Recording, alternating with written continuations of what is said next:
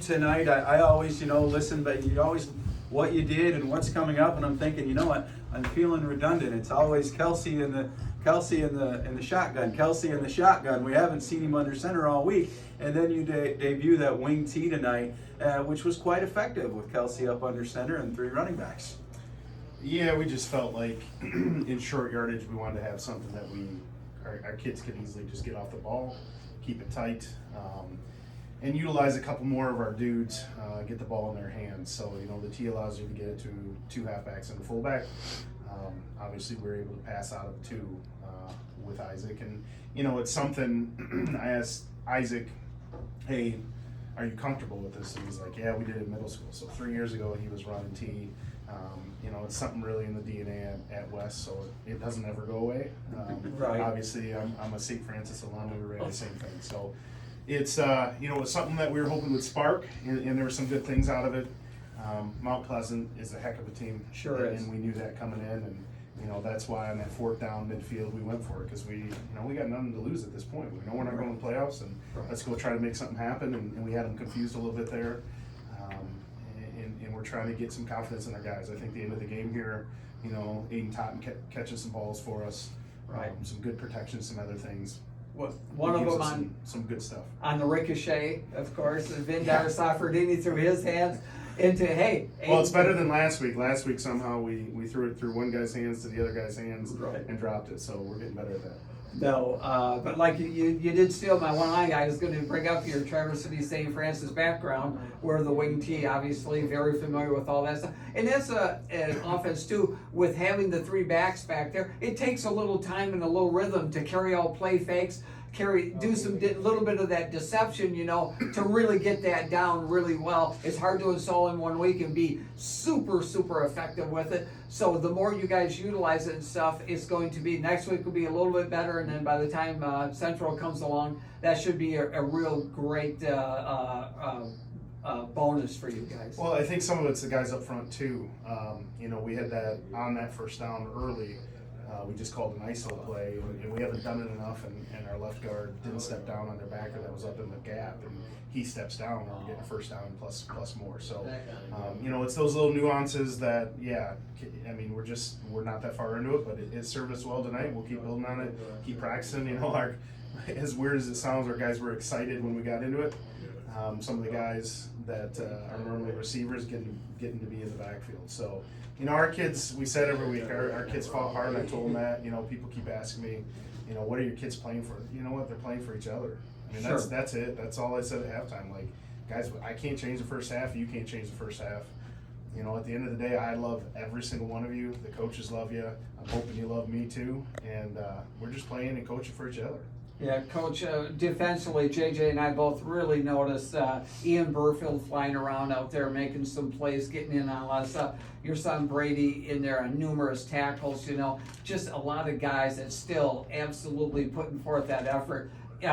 Robertson on a couple of those hits, man. You can hear those hits. It's so good to see. Those were late in the game, when again it's a running clock, but these kids are giving every bit of energy they have. That's got to just warm your heart. Well, again, Mount Pleasant is not a team with the skilled kids they have. We knew the skilled kids they had, and you guys saw it. Those on the radio can't really see it. You get the ball in their hands, and they're one juke, two juke, three jukes, and they're gone. But what I liked, although the score doesn't reflect it, when our kids take the reads, do the things that Coach Smith and the defense coaches are teaching, that's when you see Reese Robertson just hammering a guy in the backfield, or my son hammering a guy in the backfield. Unfortunately, we're not consistently doing that all the time, right? Or we're tackling high. So, it's something we're going to certainly build upon. We got good players. We just got to be consistent. We've been fighting that all year long, and we started off the season. I told you guys, started 22 guys. This is, for a lot of these guys, the 7th game they've played in varsity. Varsity is different than It sure any other is. level. Yeah.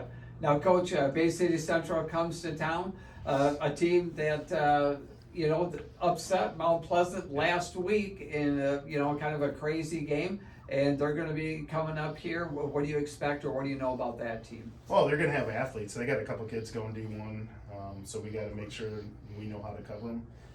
We'll take a look at film. We take a little sneak peek before this game, but I'll be honest, I don't like looking too far ahead because in my old lineman mind, it jumbles things up. So Yep. we'll take a look at it. Yeah, they had a great game last week. Coach McIntyre from Mount Pleasant told me they lined up correct 6 out of 63 plays last week against them. I mean, you see what they did this week, right? Sure. So obviously something was up because they're pretty darn explosive. That quarterback's pretty good. Exactly. The fullbacks, I mean, there's a lot of dudes that are good. So, we'll look at it. I know at halftime they were tied 7-7 with Central, but I think Central's kind of, scored quite a few times here to go ahead and, we'll look at the film and we get them here. Yeah. And we'll see how we line up against them.